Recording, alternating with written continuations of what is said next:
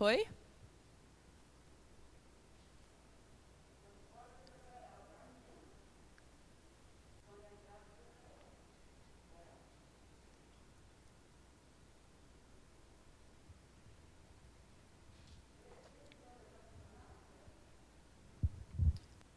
Foi. Oi, gente, boa tarde.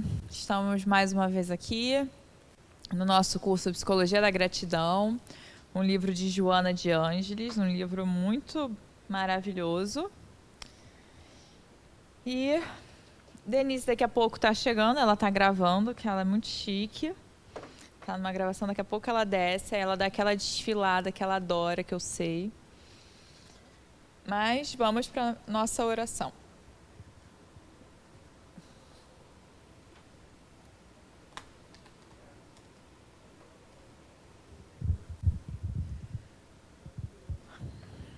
Vamos lá. Cada vez eu tô mais cega, gente. Capítulo 17. Sede perfeitos. O homem no mundo. Um sentimento de piedade deve sempre animar o coração dos que se reúnem sob as vistas do Senhor e imploram a assistência dos espíritos bons. Purificai, pois, os vossos corações. Não deixeis que neles se aloje qualquer pensamento mundano ou fútil. Elevai o vosso espírito àqueles por quem chamais, a fim de que, encontrando em vós as necessárias disposições, possam lançar em profusão a semente que deve germinar em vossos corações e dê frutos de caridade e de justiça. Não acrediteis, todavia, que exortando-vos incessantemente a prece e a evocação mental,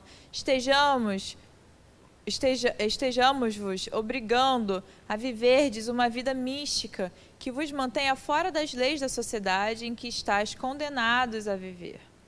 Não. Vivei como os homens da vossa época, como devem viver os homens. Sacrificai as necessidades, mesmo as frívolas do dia, mas sacrificai com um sentimento de pureza que as possa santificar. Sois chamados a entrar em contato com espíritos de naturezas diferentes, de caracteres opostos. Não choqueis a nenhum daqueles com quem estiverdes. Sede alegres, sede felizes, mas seja a vossa alegria a que provém da consciência reta. Seja a vossa felicidade a do herdeiro do céu, que conta os dias que faltam para entrar na posse da sua herança. A virtude não consiste em assumirdes aspecto lúgubre e severo, em repelirdes os prazeres que as vossas condições humanas vos permitem. Basta que reporteis todos os atos da vossa vida ao Criador, que vô-la deu. Basta que, quando começardes a acabardes uma obra, elevei os pensamentos a esse Criador e lhe peçais, num arroubo da alma, ou a sua proteção para que alcanceis êxito, ou a sua bênção para a obra concluída. Seja o que for que façais, remontai à fonte de todas as coisas, não fazendo coisa alguma sem que a lembrança de Deus venha purificar e santificar as vossas ações. A perfeição está toda, como disse o Cristo, na prática da caridade absoluta, mas os deveres da caridade se estendem a todas as posições sociais, desde o menor até o maior. O homem que vivesse isolado não teria nenhuma caridade a praticar. Somente no contato com os seus semelhantes, nas lutas mais penosas, é que ele encontra ocasião de praticá-la. Aquele, pois, que se isola, priva-se voluntariamente do meio mais poderoso de aperfeiçoar-se, não tendo de pensar senão em si. Sua vida é de um egoísta. Deixa eu ver aqui, ele é bem longo, deixa eu ver se dá para a gente terminar aqui. Tá. Não imagineis, portanto, que para viverdes em constante comunhão conosco, para viverdes sob as vistas do Senhor, seja preciso que vos mortifiqueis com silício e vos cobrais de cinza. Não, ainda uma vez vos dizemos: sede felizes segundo as necessidades da humanidade, mas que na vossa felicidade nunca entre um pensamento ou um ato que possa ofender ou fazer que se velhe o semblante dos que vos amam e dirigem. Deus é amor, Ele abençoa aqueles que amam santamente. Um espírito protetor, Bordeaux, 1863. Eu li até o final porque foi para mim, tá, gente? Esse espírito, o homem no mundo cheio de tribulações, a gente tendo que dar conta. E tem, na verdade, foi para todos nós, né? Porque é isso, a gente lembrar em tudo de Deus, né? A gente pode estar no meio do mundo, vivendo como o mundo vive, né? Porque tem horas que pede, a gente tem que trabalhar, a gente tem que fazer coisas. Mas que mesmo nesse fazer, a gente não esqueça de Deus, a gente não esqueça de agradecer, né? Pela graça de ter aquela oportunidade de estar fazendo. Porque às vezes a gente fica até cansado, nossa, tem muita coisa para fazer, mas que graça divina é a oportunidade de poder realizar essas coisas também, né? E como Deus nos dá bastante. Se a gente tem coisas para fazer, é porque a gente recebeu bastante, né? A gente tem muita coisa para lidar. Então, ver a gratidão em tudo, né? Sempre lembrar de Deus, ver que tudo é uma graça divina, uma oportunidade da gente lembrar dele, mesmo estando no mundo, mesmo fazendo as coisas que o mundo faz, né? Mesmo no fazer, a gente pode ser, a gente pode contemplá-lo também. Amado Mestre Jesus, nosso Senhor, que desceu dos céus, encarnou neste mundo para nos ensinar o amor, nos dar bom ânimo, pois tu, Senhor, venceste o mundo.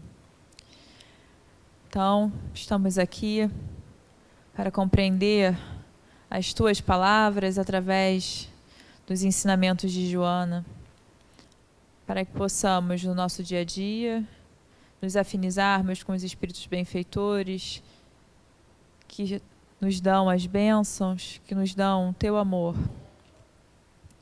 Agradecemos a Joana e a falange desta casa que nos acolhe, que mesmo quando não estamos fisicamente aqui, estão conosco em nossos lares. Que todos os lares sejam abençoados, que todos que estão dentro deles sejam abençoados, que todos possam receber as inspirações para que tenham insights em suas vidas, para que possam lembrar de Deus em suas vidas. Estejamos todos unidos em coração, em nome do Cristo. Que assim seja, graças a Deus. Bom, a gente tem um vídeo para passar, né, Adolfo? Vamos passar ele, então?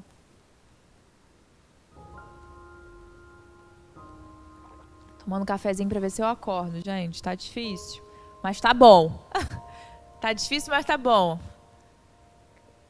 Cadê? Vai passar aqui ou só para eles em casa? Só para eles? Ah, eu não vejo?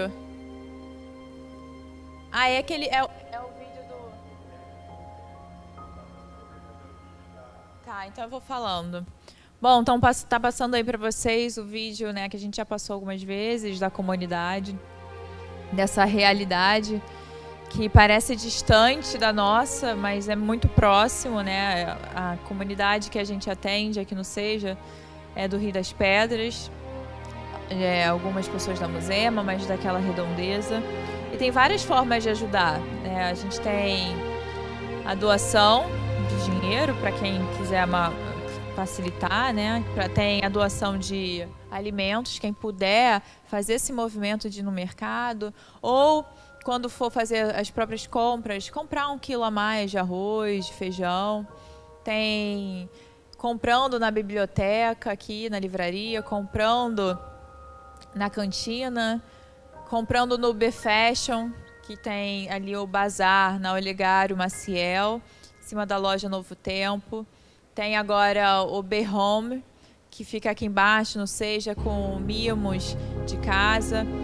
E tudo são formas que o Seja encontra de que a gente possa ajudar, né? Então, às vezes, aqui a gente tem aqui essas havaianas muito legais.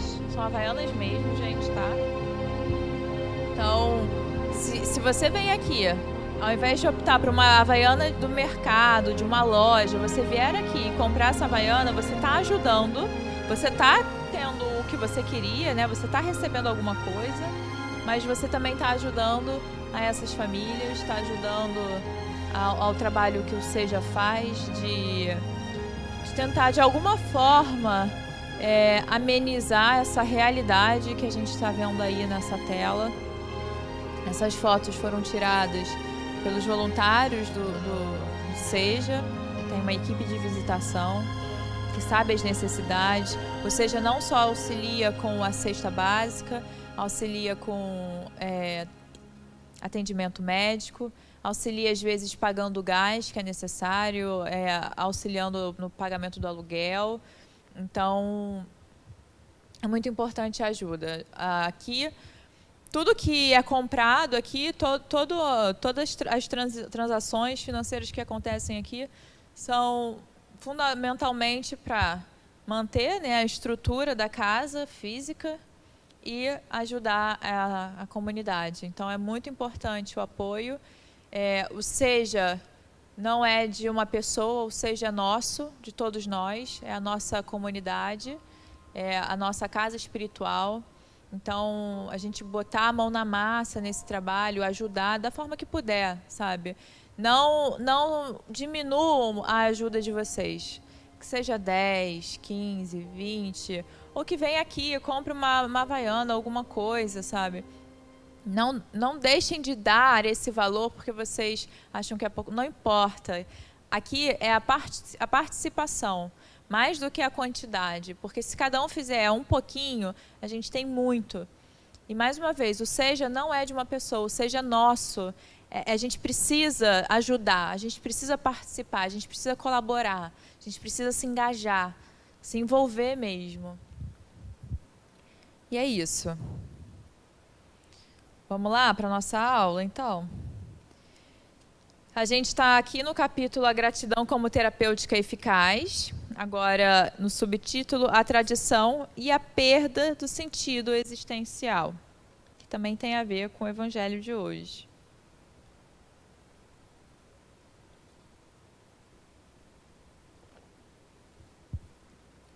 Desculpa. Durante muito tempo, a tradição, essa transmissão oral da cultura, dos hábitos, passada de geração a geração, constituía um princípio ético que se deveria respeitar a qualquer preço, pelo fato de pertencer ao pretérito, havendo se tornado um paradigma da evolução. No entanto, nem tudo que a tradição tem transmitido merece a consideração que lhe era atribuída, sem uma avaliação empírica, pelo menos, do seu significado. O valor dos conceitos morais não pode ser atribuído a uma tradição que se baseia na castração e na violência à liberdade de pensamento, de expressão, de idealismo, submetendo todas as questões ao crivo do aceito e tido como digno de respeito. Na educação doméstica, por exemplo, o temor a Deus e aos pais tornou-se uma tradição que a experiência científica da psicopedagogia erradicou da sociedade. Porquanto toda forma de submissão pelo medo é punitiva e destruidora, produzindo inimagináveis danos naqueles que a isso se submetem. Então, aqui está falando dessa castração, né? Algumas gerações, a gente teve uma educação muito castrativa, muito fechada, né? Castigos, de pais mesmo, né? Punições muito severas, uma adolescência muito severa, né? Muito castrativa. E aí deu o quê? A nova geração veio até numa posição contrária. Não, agora nós não vamos ser assim como nossos pais. A gente falou isso na aula passada. E aí acaba indo para o outro polo, né, para o outro extremo, que também não é interessante. O interessante é o meio termo. E aqui, a Joana está falando na educação doméstica, por exemplo, o temor a Deus, que era uma coisa, né? Você não pode fazer isso porque é pecado. Né? É pecado, não sei o quê. Você tem que temer a Deus, porque Deus pune, né? E Deus tem uma questão assim. Eu digo que Deus é behaviorista, né? Tem uma a teoria, a abordagem behaviorista da psicologia, basicamente, né, ou a sua base, ela é assim: você tem um hábito, né, antes você tem um condicionamento e você quer descondicionar essa pessoa a ter determinado comportamento. Tem duas formas de fazer. Ou você quer diminuir a incidência desse comportamento e você aplica uma punição, ou você quer aumentar a incidência desse comportamento e você aplica um reforço.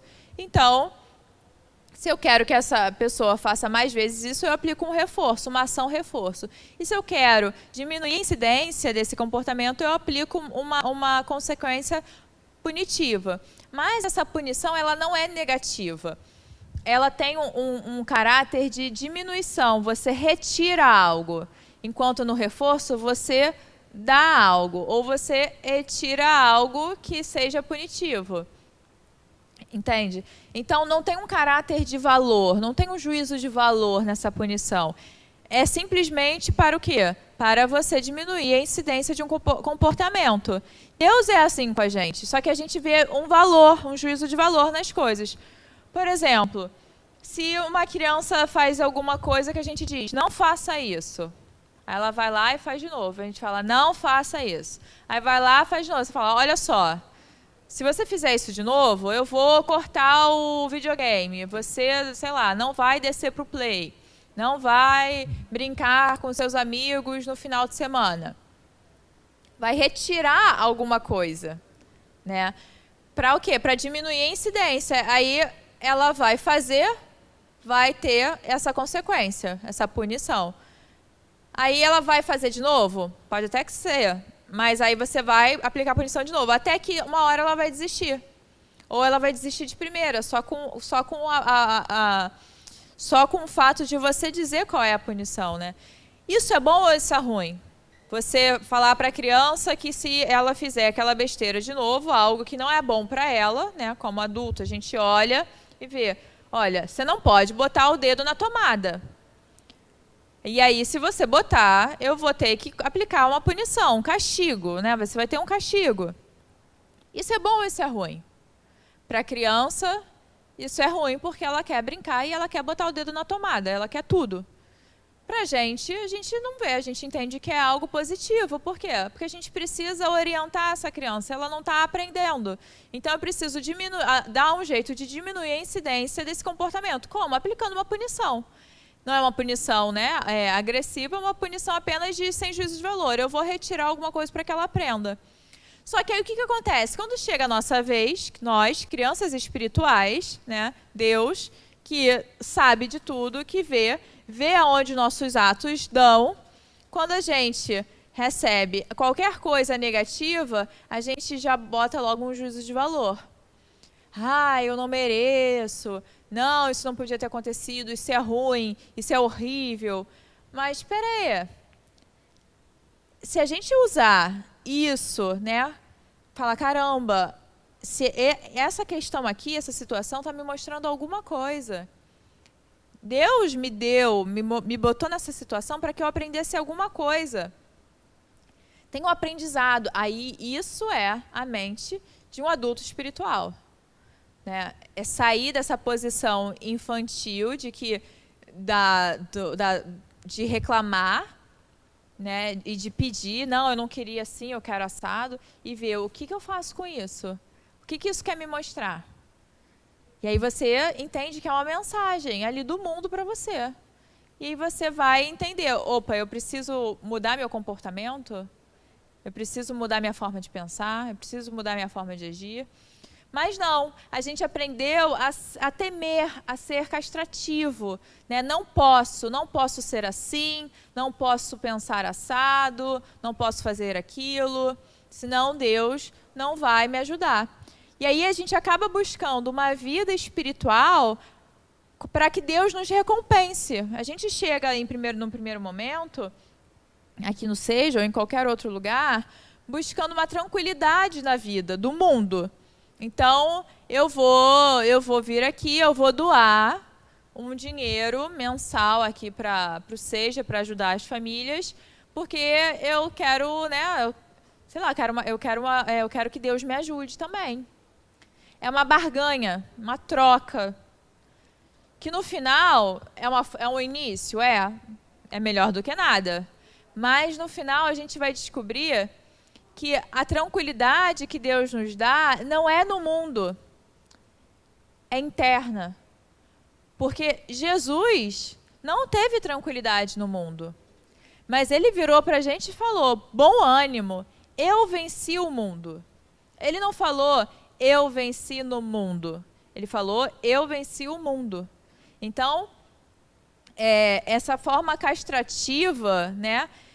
A gente acaba jogando para a nossa sombra, a gente acaba barganhando. Eu vou ser assim, eu não posso ser desse jeito, porque senão Deus não me ajuda. Então eu elimino essa parte de mim, só que eu não elimino de fato, eu jogo para minha sombra, eu vou ignorando. Mas ela está ali, e em algum momento ela vai me tomar. Porque se eu não olho para ela, ela está aqui atrás, a qualquer momento ela, né, vem aqui e se apresenta. Sendo a educação um processo de criar hábitos saudáveis, não se pode permitir o direito de tornar-se virulenta na observação dos seus preceitos, castigando e impondo-se para ser considerada como legítima.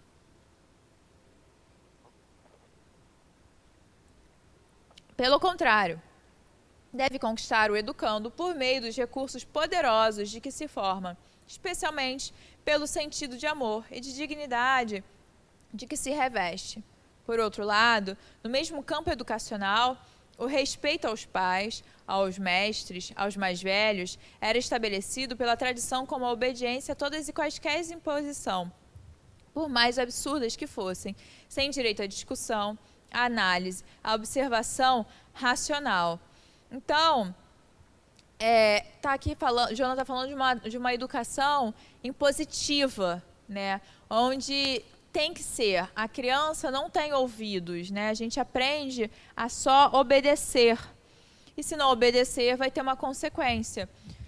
Não que não deva obedecer hoje em dia, mas a gente tem que, como eu falei, tem que ter um meio termo, né? Que ela está falando, no campo educacional, o respeito aos pais, aos mestres, aos mais velhos, era estabelecido pela tradição a obediência de quaisquer imposição, independente de qual for. Não é que a gente deva dizer sim para tudo e nem dizer não para tudo. Mas só porque, no final das contas, né, vai ser, sei lá, tem uma criança, a gente falando aqui da educação mesmo, né? Tem uma criança, ela quer determinada coisa, ela não entende. Eu estou vendo que ela não está entendendo o que é melhor. Eu vou dizer para ela, olha, sei lá, você tem que comer. Ah, não quero comer, quero comer biscoito. Não, você precisa comer comida, né? Que é comum uma idade. Você tem que comer comida. Depois, se você comer a comida, depois você pode comer uma sobremesa, mas primeiro a comida. Aí ela fica ali querendo o que ela quer. Vai ser, o que ela vai ter que fazer? Eu vou abrir mão dela se alimentar, que é algo importante para ela, ou eu vou impor que ela coma? Vai ter uma imposição ali. Não, olha só, você precisa comer até o final. Você precisa comer a comida, né? Não dá para pular a refeição é mais importante. Mas não quer dizer que eu não possa ouvir o que ela tem a dizer.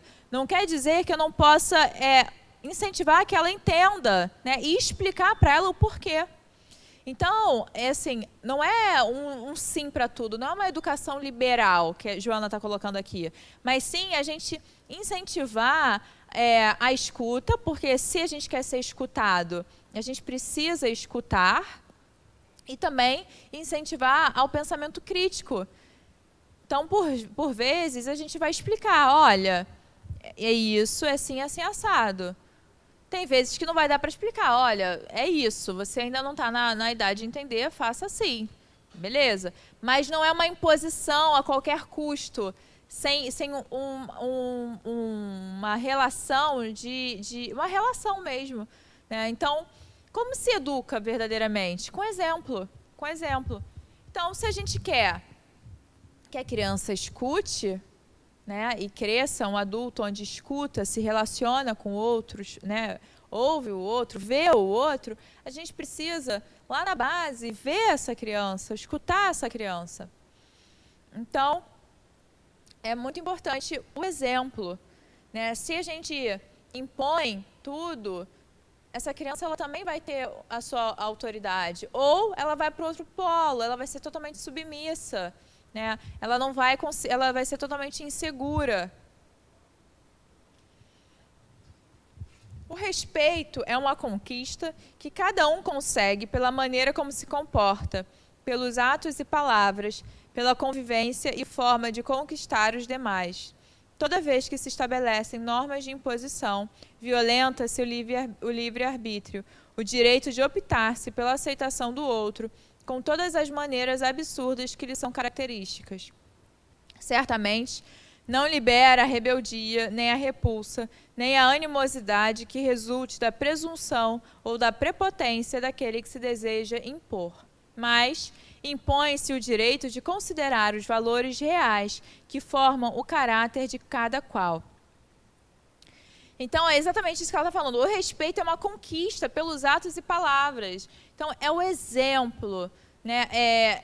Tem pessoas que não vão ter contato, Francisco de Assis falava isso, tem pessoas que não vão ter contato com o Evangelho. O contato dela com a palavra do Cristo vai ser através das suas atitudes. Então, o exemplo, Jung, ele diz que é melhor, como você dá uma boa educação, né, para as crianças, os pais, né, como educar bem as crianças, que eles façam o processo de autoconhecimento deles. Porque muito do que as crianças apresentam são projeções que os pais fazem. Elas trazem os sintomas daquela família. Então, às vezes, a gente chega, né, recebe crianças sintomáticas, com sintomas, com hiperatividade, com desobediência, né, com excesso de autoridade, enfim, com várias coisas. E, às vezes, doenças físicas mesmo. E aí a gente vai observar esse sistema familiar, a gente vai entender que aquela criança está mostrando alguma coisa que está adoecido. E ela está recebendo e está mostrando. Então, é preciso que a gente olhe para a gente primeiro, para depois passar. Né? Se a gente quer... Tem uma história, eu não sei agora se é de Gandhi, não tenho certeza, mas que é o seguinte, que uma mãe, né, o filho tinha que parar de comer doce e ele não conseguia parar. Aí a mamãe vai até Gandhi e tal, não sei o quê. Não sei se é ele mesmo, tá, gente? Mas eu acho que é. E aí pede para ele falar com o filho, para que o filho dela pare de comer doce. Aí Gandhi, né, um mestre, vira e fala assim, não, faz o seguinte, volta daqui a uma semana. Ele não se dirigiu ao filho da moça. Ela, tudo bem, né, ele mandou, eu vou voltar daqui a uma semana. Aí depois de uma semana ela volta com o filho, retorna com o filho, e aí Gandhi vira e fala assim, olha meu filho, você tem que parar de comer doce.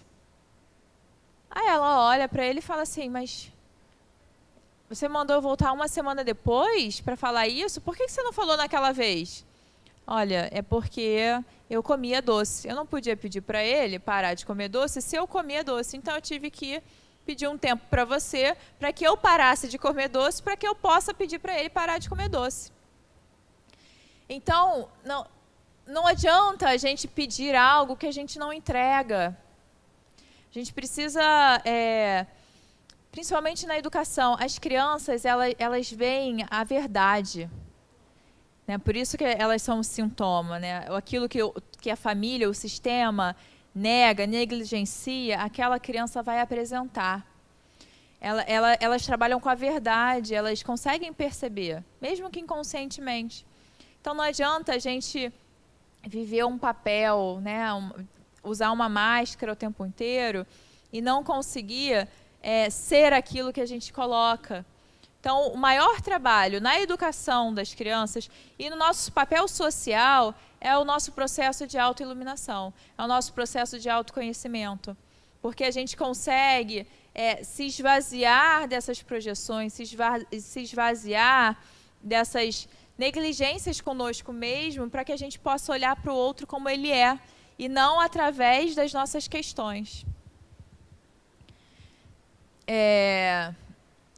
Desse modo, no imenso elenco de tradições morais está embutida sempre a submissão irracional, a aceitação ilógica, violentando a personalidade do outro, daquele que deve ceder sempre. Há, entretanto, tradições morais, sociais, religiosas, culturais, louváveis, credoras da melhor simpatia, que merecem ser experienciadas pelos significados de que se revestem. Então, aqui, Joana não está falando para a gente jogar fora todas as tradições, todas as culturas, né, todas as religiões, mas ela está falando para a gente ter um senso crítico, que é o que Kardec nos convoca. Um senso crítico, para que a gente não aceite cegamente as coisas, para que a gente compreenda, né? E através da compreensão a gente possa ampliar a nossa mente. Porque quando a gente amplia a nossa mente, a gente vai nos capacitando para fazer uma transformação. Só compreensão lógica não transforma. Eu posso vir aqui, ler toda a série psicológica de Joana, ler toda a coleção o Pentateuco de Kardec, ler toda a coleção de André Luiz, ler tudo de Divaldo, saber tudo, saber cada página, cada questão, cada resposta, e vir aqui e falar várias coisas que eu sei intelectualmente, mas que eu não compreendi aqui. É como se tivesse que descer da mente para o coração, para que essa transformação seja feita. A mente, a compreensão, auxilia muito a ampliação da nossa consciência sobre determinada coisa. Mas é preciso que haja uma transformação através de uma imagem, através da vivência, da experiência. Não à toa, né, quando a Iraci manda para a gente um tema de palestra. Jana, que dá palestra, sabe que é assim, né, Jana? Ela manda o tema, se prepara, aquilo de alguma forma vai se apresentar naquele período. Por quê? A gente vai estudar intelectualmente? Vai, porque a gente tem que montar a palestra, mas de alguma forma a gente precisa vivenciar aquilo, para que quando a gente suba, a gente seja o mais verdadeiro possível. Aula também. Jana está aqui falando, só palestra não, aula também. Exatamente. A gente precisa vivenciar. E vocês veem aqui, né? Às vezes eu e Denise, a gente fica brincando, caramba, isso aconteceu essa semana. E depois a gente sai da aula aqui comentando o que a gente falou na aula. Olha como são as coisas. Eu e Denise, quando acaba a aula, a gente sai aqui e às vezes durante a semana a gente continua repercutindo a aula anterior, dizendo como aquelas coisas que a gente falou, e às vezes uma falou e eu escutei o que ela falou, ou ela escutou o que eu falei, ou na hora que eu falei eu percebi, ou ela falou e ela percebeu, mexeu com alguma coisa que estava acontecendo ali. Então a gente precisa da experiência, da vivência de fato. Não adianta ser algo simplesmente intelectual. E o exemplo é isso, né? A gente vivenciar com uma atitude de exemplo. Exemplifiquemos aquela que diz respeito ao amor que deve existir entre os membros de uma mesma família. Essa propositura deseja estabelecer o clima de amizade e de consideração que se faz necessário no clã familiar, de modo que se preparem os indivíduos para a convivência geral com as demais pessoas pertencentes aos mais diferentes grupos e etnias. O treinamento no lar, mesmo com aqueles que são inamistosos por motivos diversos, inclusive pelas injunções de contingências pregressas, vividas em existências anteriores, auxilia o comportamento racional para as dificuldades que sempre surgem no grupo social e para a real compreensão dos problemas que afligem outras pessoas, tornando-as incapazes para uma convivência produtiva. Então, aqui ela está falando de como o lar é um treinamento para o mundo. O que a gente ensina em casa, ele contém não só aquele ensinamento em si, mas uma mensagem que fica registrada e que vai ser aplicada no todo. Como assim? a gente faz redes neurais, tá? Então, por exemplo, se eu estou acostumada, eu cresci, acostumada a receber tudo, eu tenho tudo, e quando eu não recebo aquilo, eu reclamo e eu recebo, é uma rede neural que eu estou fazendo ali, é uma sinapse ali, uma resposta. É como se, eu acho que eu já falei isso aqui, sabe quando a gente tem uma roupa, a gente acaba usando mais vezes a mesma roupa. Por quê? A gente pega, usa, bota para lavar, aquela roupa volta, a gente bota em cima de novo. Aquelas que estão embaixo, a gente não pega muito, não é muito usada, a gente não vê muito. A mesma coisa com as nossas respostas, né, as nossas reações. As que são mais usadas, elas têm a tendência de serem mais usadas ainda. Então, se eu tenho essa resposta quando eu não recebo aquilo que eu quero, mesmo naquela situação familiar, quando eu crescer, eu vou aplicar isso no mundo.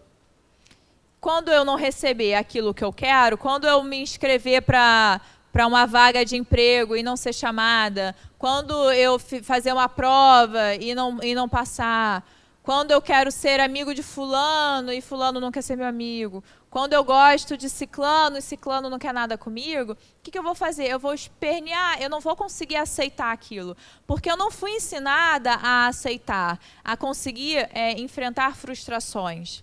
Eu fui ensinada a negar, a não aceitar e aí sim receber.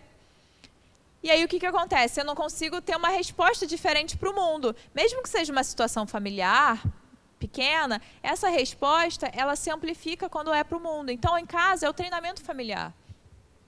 É muito interessante, porque eu cresci sempre com muita gente, muita. Eu morei na minha casa anterior, quando eu morava com os meus avós, éramos 9. Eu falo que era uma comunidade, um cortiço praticamente. 9, é uma comunidade. Então, não tem como você, né, nessas relações, não aprender a viver em comunidade, de fato. É a família, mas cada pessoa é diferente. E você tem que aprender a lidar, a se adaptar, mesmo que tenham questões diferentes, que tenham valores diferentes, né? Então, dando o meu exemplo, eu morava anteriormente com 9 pessoas, eu era a única espírita, a única vegana, e está tudo bem. Não tinha problema nenhum, não tinha conflito com isso. Porque cada um respeitava o espaço do outro. Somos da mesma família, moramos na mesma casa, mas pensamos diferente. Então, ao meu lado, na mesa, tinham 9 pessoas carnívoras, tinham pessoas que não pensavam em Deus, que quando eu falava... E está tudo bem, cada um respeita a sua área. Ninguém precisa convencer ninguém precisa fazer com que a sua verdade seja a que vai prevalecer. Não precisa. Então, a gente aprende a aceitar o outro como ele é em casa. E a aceitar que nem tudo acontece como a gente gostaria. Então, as relações familiares, elas são muito importantes, né? Criança conviver com outras crianças também é muito importante. Se tiver primos, trazer para a convivência, porque aí ela aprende também a não ser o centro, o único, porque hoje em dia a tendência é se ter menos filhos do que antigamente, né? Antigamente, uma criança tinha vários irmãos, vários primos. Hoje em dia não é tanto assim. Às vezes se tem só um filho, só uma criança. Então, ela está acostumada a ter toda a atenção. Então, quando você leva essa criança para um ambiente familiar, tudo bem que tem a socialização na escola, mas na escola é de fora, né? Quando você traz essa criança para um ambiente familiar, onde ela está ali com os pais, com os familiares, mas ela não é a única a ter atenção, ela está tendo uma mensagem ali importante. Ela tem atenção, mas ela não é o centro do universo. Todos são amados, né? Todos. Então, essa convivência ela é extremamente benéfica. Sendo o lar um laboratório para a formação da personalidade, do caráter, dos sentimentos, a proposta da afeição recíproca entre os membros da família contribui para o equilíbrio emocional de todos, mesmo que se registrando diferenças de conduta, de companheirismo, de fraternidade, o que não se pode transformar em campo de batalha, reduto de ódios recíprocos, desenvolvimento das emoções reativas de uns contra os outros. Isso é muito comum, né? Hoje em dia, até questões políticas dividem as famílias. Então, as pessoas não conseguem conviver com uma opinião do outro, não respeita, né? Então, a gente aprender desde cedo, nesse ambiente familiar, eu tenho a minha individualidade, o outro tem a sua individualidade, mas juntos somos uma família. Eu não sou o outro não sou eu. Mas a gente consegue conviver aqui em harmonia. O exercício da tolerância, que reveste a amizade, em predominando entre os familiares, supera as antipatias, por acaso, existentes, terminando por gerar um clima de respeito entre todos, cada qual com a sua maneira de ser. Então, esse mesmo exercício que a gente tem de tolerância com os amigos, a gente deve exercer com a nossa família. E a gente, com o nosso olhar reencarnacionista, a gente entende que nada é por acaso. Se a gente nasce nessa família, tem um porquê. Se eu passei por tudo que eu passei, tem um porquê. A gente tem alguma coisa a ser resolvido, né, a resolver. Então, é importante que a gente olhe para isso e tenha uma proatividade em relação a essas relações. Em outros aspectos, igualmente, há tradições de conduta que valem a pena analisar-se para lhes dar expansão, mas não generalizando-as somente porque são remanescentes do passado, quando os valores éticos possuíam outra significação. Desse modo, as tradições absurdas que violentam a personalidade e que ainda se mantêm nos redutos mais severos e engessados da sociedade, seja por motivos religiosos ou políticos, de moral suspeita ou de outra natureza, respondem pela perda do significado existencial de muitos indivíduos que, desde a infância, recalcam os sentimentos, as aspirações e anelam pela liberdade, pelo momento de poderem viver conforme os seus padrões ou o daqueles que são observados fora do seu círculo familiar. Então, as crianças, né, ela está falando aqui que aprendem desde cedo a recalcar os seus sentimentos. Uma criança, quando ela está irritada, a primeira coisa que a gente às vezes faz é mandar ela parar e tal, e não pergunta, olha só, dá nome, a gente precisa ajudar as crianças a dar nome ao que elas estão sentindo. Se ela está muito irritada, a gente precisa dizer, olha, eu estou vendo que você está irritada, está tudo bem, mas o que está acontecendo? Você precisa pensar sobre o que você está sentindo, de onde está vindo isso, o que realmente está te irritando.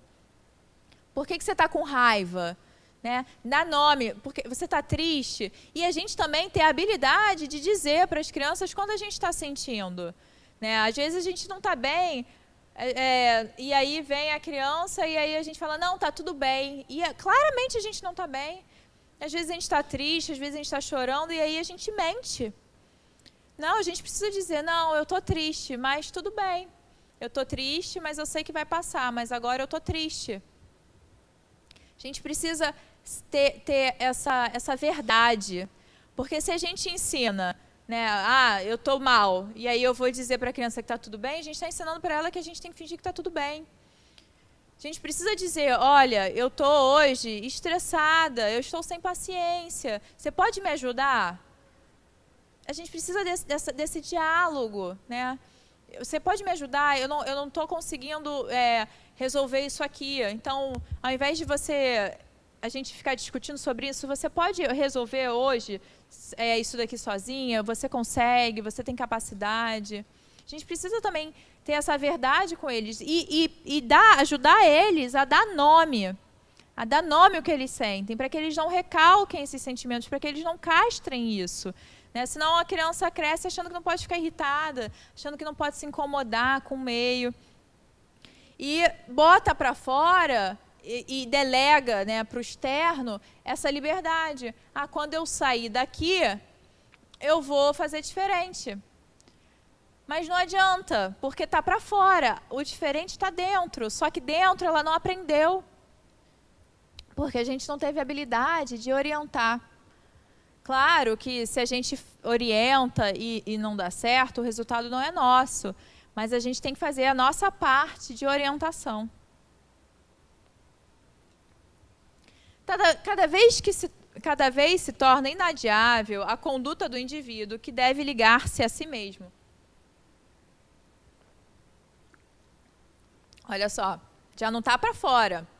Não é se mudando, né? Não é, quando eu for morar sozinho vai ser diferente. Não vai. Por quê? Porque a gente já é assim. Eu lembro que tinha uma época que tinha algum costume familiar da minha família que eu não gostava, e aí eu fazia igualzinho. Mas aí eu alegava, eu era adolescente, eu alegava que eu fazia isso porque para reclamar com eles, eu brigava com eles para eles pararem de reclamar ou pararem de brigar. E aí eu falava assim, eu pensava, né? Quando eu saí, eu lá com os meus 13 anos, quando eu sair daqui vai ser diferente e tal. Até que um dia eu me dei conta, eu falei, cara, eu já sou assim. Eu já estou sendo assim. Eu vou mudar o quê? Né? Eu não quero viver assim, mas eu já vivo assim. O presente é agora. Então, não é um externo, é um interno. Porque não é quando acontecer, é o que eu sou agora. Porque se eu sou agora e eu não fizer nada para entender e modificar, e transformar, lá na frente eu vou continuar sendo a mesma coisa. Então, cada vez se torna inadiável a conduta do indivíduo que deve ligar-se a si mesmo, demorando-se em análise dos seus recursos e aplicando-os, ampliando o círculo das suas aspirações e lutando, avançando sobre os impedimentos com a tenacidade de quem os vencerá ou os contornará, a fim de encontrar a sua missão, a sua vida, descobrindo a própria transcendência, o significado em relação a outra vida, a outras pessoas, ao mundo em que se encontra. Então, a gente precisa, ela está falando aqui, demorar-se em análise, né? A gente precisa compreender, se analisar, entender quais os recursos nós temos, quais ferramentas nós temos no mundo e psíquica, para a gente poder aplicar e ampliar a nossa consciência, ampliar a nossa forma de ver o mundo. E a gente deve buscar esse avanço como nosso sentido. Por quê? O meu sentido eu quero ser uma pessoa bem-sucedida profissionalmente. Se eu não for, se eu mudar de profissão, porque às vezes acontece, eu não vejo mais sentido naquilo, aí eu perco meu sentido existencial. Então, para onde está o seu sentido? Tá para o mundo?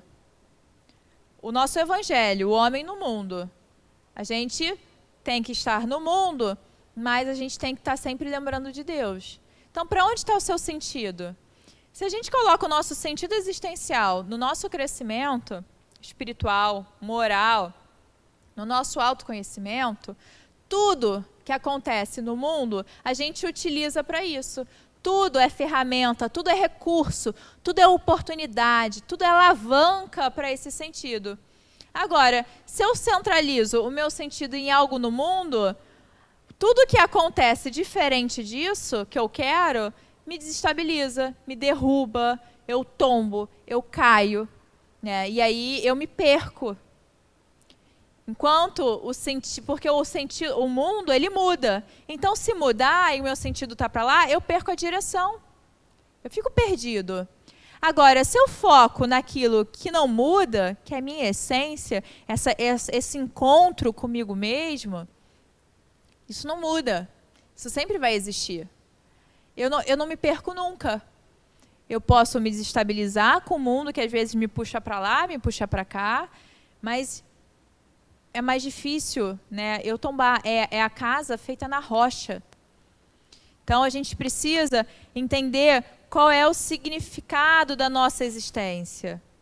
A gente precisa... E mais uma vez, não é uma compreensão intelectual. Não adianta a gente chegar aqui, falar. Tem que ser uma vivência. Eu preciso viver isso. Eu preciso entender que quando eu tenho tribulações, essas tribulações estão me chamando para alguma coisa. Sabe, às vezes, antes de vir para cá, acontecem 1000 coisas, a gente está super cansado, e é comum com várias pessoas, com todo mundo. E aí a gente tem que parar e pensar assim, não, eu preciso ser mais forte do que isso, porque Deus está me convocando a eu saber o que é a prioridade. que não é só o mundo que eu tenho que fazer e dar conta. Também temos que dar conta. Mas tem algo maior, tem algo por trás, que a gente não pode deixar para trás. A gente não pode esquecer.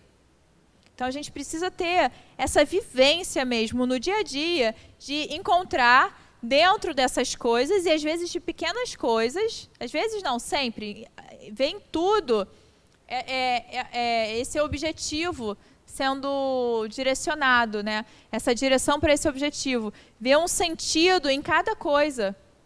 Olha, isso me leva para lá, porque eu estou aprendendo com isso. O que essa situação me convoca a ver em mim? Pronto, eu estou me mantendo no sentido. Ah, isso não aconteceu como eu queria, mas o que eu posso... Né, eu posso fazer uma limonada desse limão? Será que eu não posso? Então, é azedo? Mas eu vou dar um jeito. Vou botar um açúcar, vou botar... Não botem açúcar na limonada não, mas... Ou botem também, não tem problema nenhum.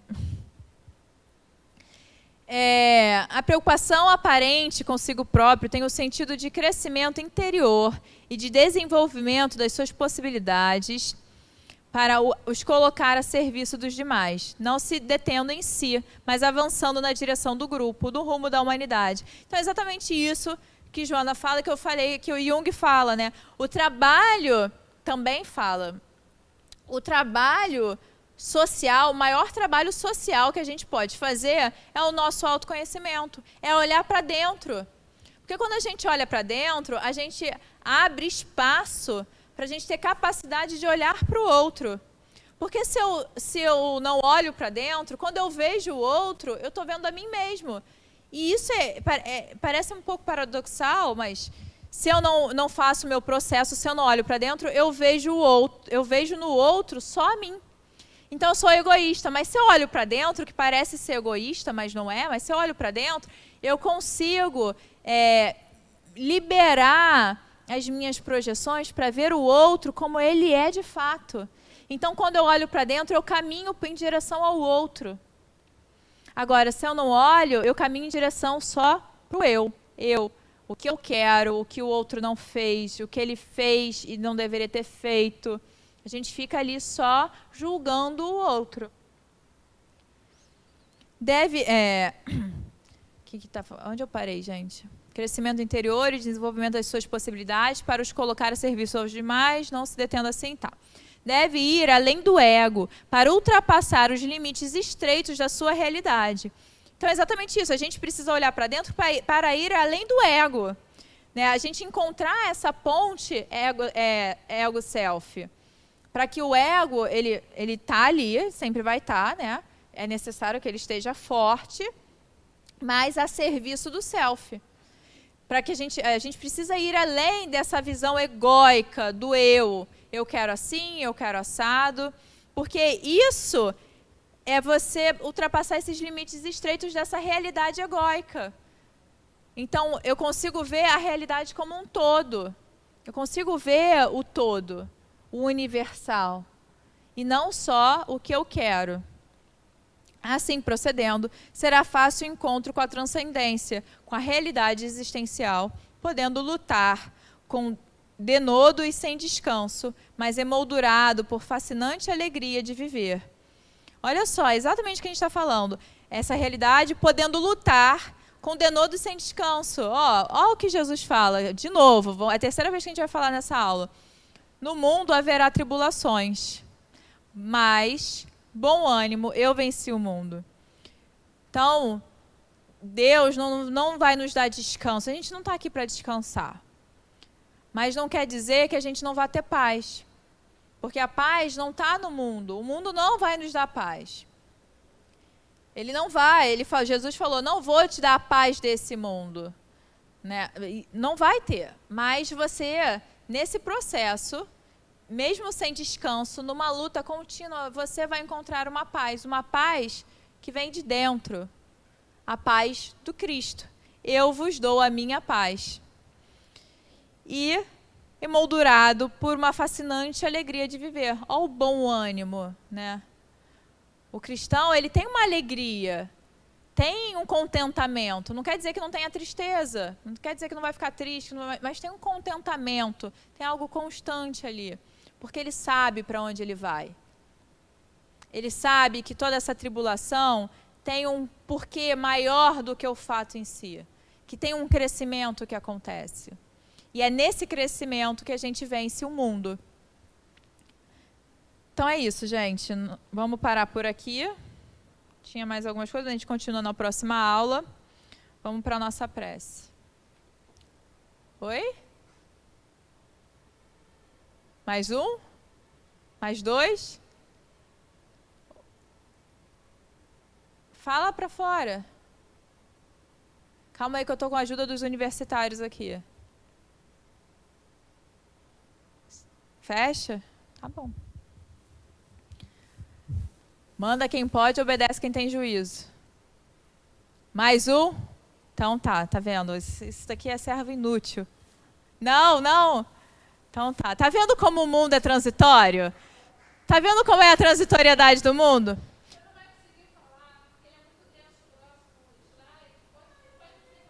Eu não vou conseguir falar. Não. Só vou. Tá. Vocês viram como o mundo é transitório? E olha que ela nem é geminiana, ela é virginiana. Imagina se fosse geminiana. Eu recebi agora, em 5 segundos, 5 instruções diferentes. Mas tudo bem. Vocês estão rindo, né? Vocês não sabem o que eu sofro. Estou brincando. Eu adoro isso. Amado Mestre Jesus, agradecemos, Senhor, a oportunidade de mais uma vez estarmos aqui, de finalizarmos mais uma hora, onde possamos refletir sobre os ensinamentos de Joana, que tanto nos toca em nossas vidas, que tanto nos fala do nosso dia a dia e que nos faz pensar sobre as nossas ações. Que possamos colocar cada vez mais em prática aquilo que intelectualmente aprendemos e que tenhamos bom ânimo para vencer o mundo como tu, o Cristo, venceste. Dai-nos a tua paz, Senhor, hoje e por todo sempre, que assim seja, graças a Deus. Gente, é isso, uma boa tarde, que todos nós possamos colocar em prática, ter essa experiência, essa vivência daquilo que a gente fala, daquilo que a gente lê. E eu estou falando aqui porque eu estou falando para mim, estou falando para a Denise, estou falando para vocês, estou falando para a Jana, para todo mundo. Todos nós precisamos experienciar, sabe? Ninguém está em nenhum lugar onde não precise viver essa experiência. Se a gente está encarnado é porque a gente precisa dela e que a gente saiba agradecer. Uma boa noite, fiquem com Deus e até a próxima.